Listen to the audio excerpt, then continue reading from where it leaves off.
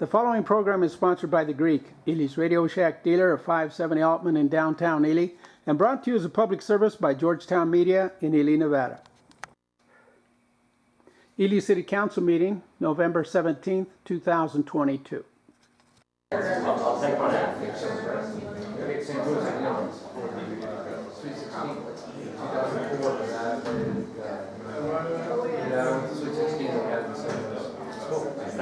Is that what you put? Cardinals. That was the Sweet 16. That's pretty long. That's just fantastic. They're all here. They're all everyone else is coming.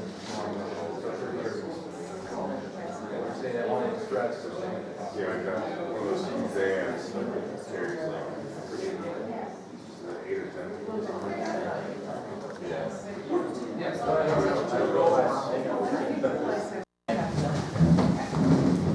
Please join me in the pledge.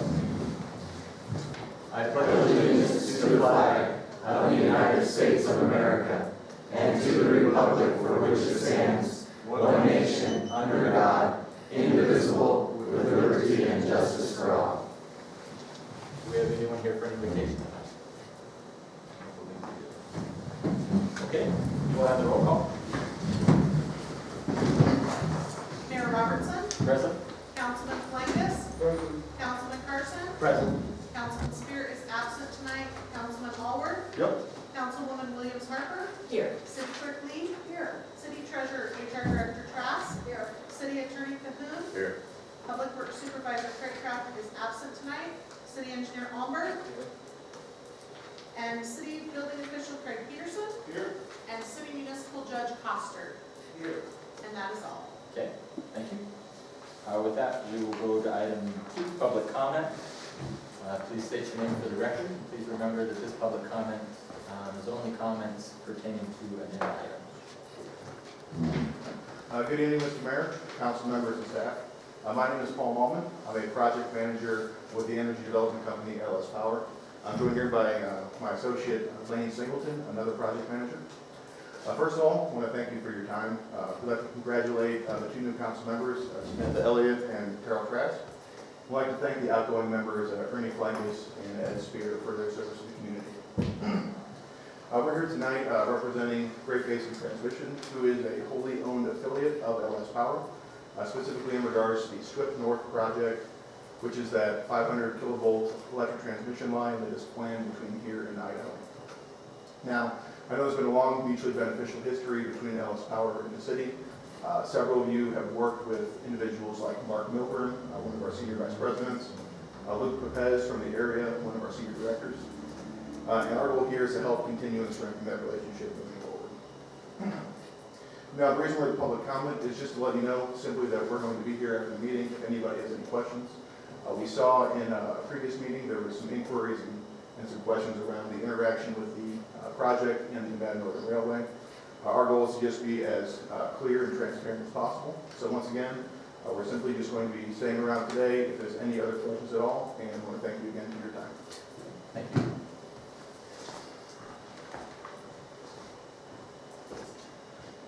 Public comment?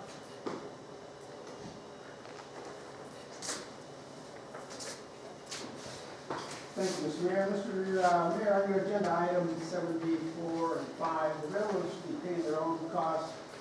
The city receives no value from the railroad. They fail to properly collect track rental fees for approximately 20 years.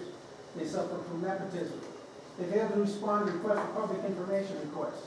They fail to operate under the Nevada open meeting law while spending hundreds of thousands or possibly millions of taxpayers' dollars with no disclosures as to how the money is spent. The city council representatives have failed to ensure the question as to whether the railroad has suffered the investment of tens of thousands of dollars. The city pays for the railroad audit, yet it is not available to the city citizens. The city receives no benefit or shared revenue from any entity the railroad deals with.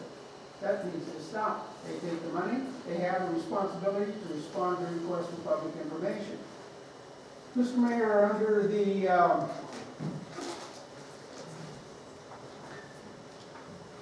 engineer, State NDOT has put in that new curve there on 14th on Avenue D between 14th and 15th, no proper ADA. Point of No order, access. Mr. Mayor, where's that on the agenda? Look at the engineer section. That's not part of his report, Mr. Sanchez. It is. How are we gonna address it if you don't put it on there, Mr. Mayor? We've been going. You may for talk weeks. about it at the public comment at the end of the meeting. You only allow 3 minutes, Mr. Mayor. That'd be better than that. Either put it on the agenda so it can be discussed. Mr. Chachis, this is public comment. I'm not here to argue with you about it. Neither am I. I want some answers. Okay, thank you. Any other public comment?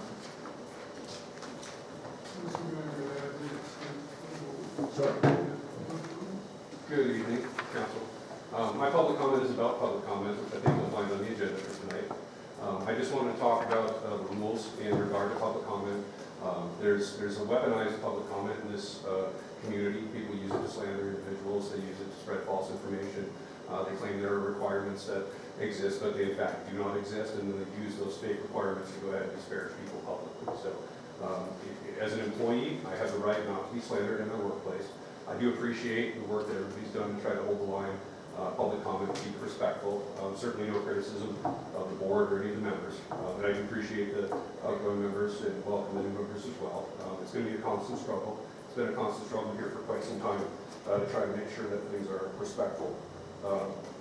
Slander is essentially erroneous statements of fact that are directed at people, and that's what I've been facing here since minimum of July. It's not just city council meetings, RPC, county commission meetings, it's kind of throughout.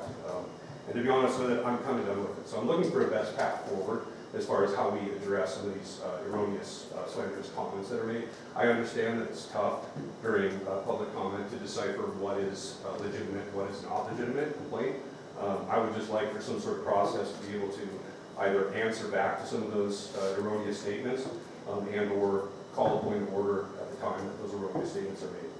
I provided somebody recently a copy of the ADA requirements that they run around saying that I'm not enforcing. So that way, if it's brought up again in the light of my profession, I can understand that it comes from a place of malice and not from a place of ignorance. Because the way I'm looking at it is it's a constant attack that's baseless. It's not based in fact, it's not based in code, it's not based in law, and I'm just kind of tired of it. So I just wanted to express my feelings on that. Thank you.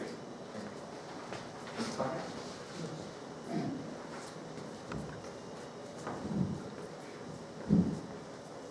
I just want to say, I want to thank the people that I've served with for the past 4 years and whatnot, and the public that has an interest in this community to attend the meetings and everything.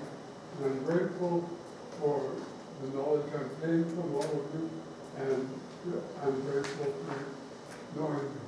And I want to thank you and have a good term. Thank you.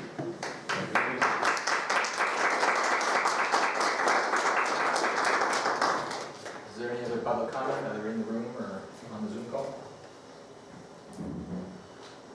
Hearing and seeing none, we'll move on to item 3, swearing in newly elected officers by city clerk.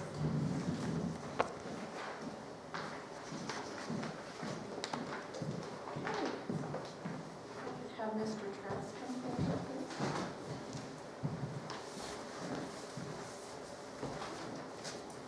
Raise your right hand. Go ahead and I, Terrell Trask, do solemnly swear or affirm that I will support, protect, and defend the Constitution and the government of the United States and the Constitution and government of the state of Nevada against all enemies, whether domestic or foreign. And I will bear true faith, allegiance, and loyalty to the same and the ordinance, resolution, or law of any state notwithstanding, and that I will and faithfully perform all the duties as a member of the Ely City Council, seat 1, on which I am about to enter. So help me God. congratulations. Thank you so much. You may be seated. Ms.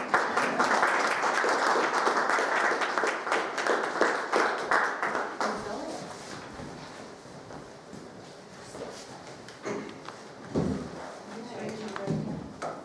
I, Samantha Elliott, do solemnly swear or affirm that I will support, protect, and defend the Constitution and the government of the United States and the Constitution and government of the state of Nevada against all enemies, whether domestic or foreign, and I will bear true faith, allegiance, and loyalty to the same, any ordinance, resolution, or law of any state notwithstanding, and I will well and faithfully perform all duties as a member of the Ely City Council, seat 3, on which I am about to enter, so help me God.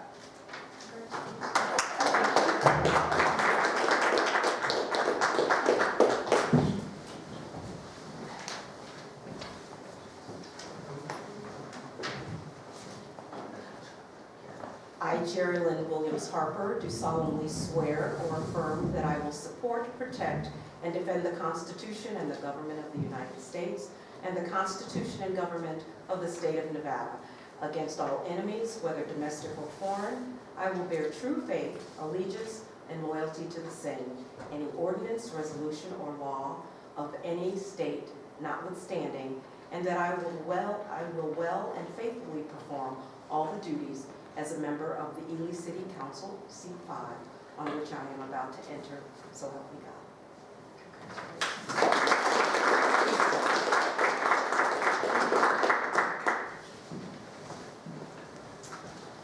Thank you, Clerk Lee. New and returning council members. On item 4 here, I'll entertain a motion for approval of the agenda or other motions.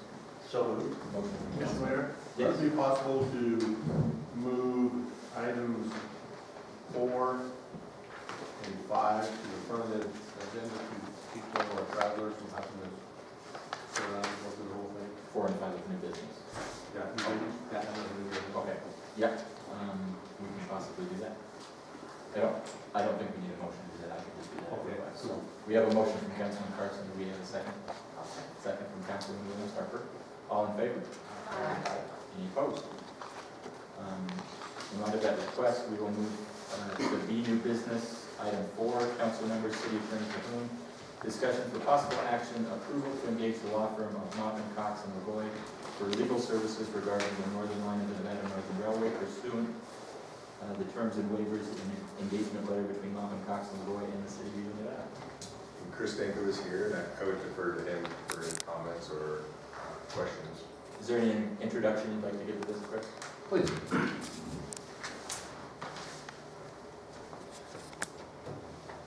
Thank you, Council. Again, my name is Chris Stanko from the law firm of Mott & Cox and McGoy. I know some of you and have for some time. Some new council members, congratulations.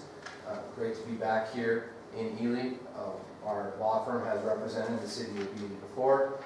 The engagement letter speaks for itself with respect to the potential engagement regarding the northern line of the Nevada Northern Railway, which is between milepost 0 and milepost 127. They kind of have been split into different legal paradigms, and I'm happy to answer any questions with respect to the engagement letter or with regard to the different scopes that our firm could potentially be engaged by the city of Ely on. And again, it's great to see everyone in person and great to meet some new people as well. Thank you. And I will just add that under the engagement letter, there are 3 options. One being to engage the law firm specifically for the LS Power crossing, the second being for all crossings, and the third being for all issues present on the northern line. At this time, I'd recommend that the council choose option 2. That way that there are several other companies other than LS Power seeking to put lines over the track. So that would allow the city and the foundation to handle those cases while not being too broad in its scope in the representation of Mott and Cox and McGoy. Are there any questions for the attorney on this item? If there are none, I'll entertain a motion. I'll make that motion, Mr. Mayor. Does that include option 2? Yes. Okay. Motion from Councilman Allworth. Do I have a second? Second from Councilwoman Samantha Valley. Sorry, it's going to take me a minute. I got called Madam Mayor the first time. We have a motion and a second. Do we have any further discussion? Yes.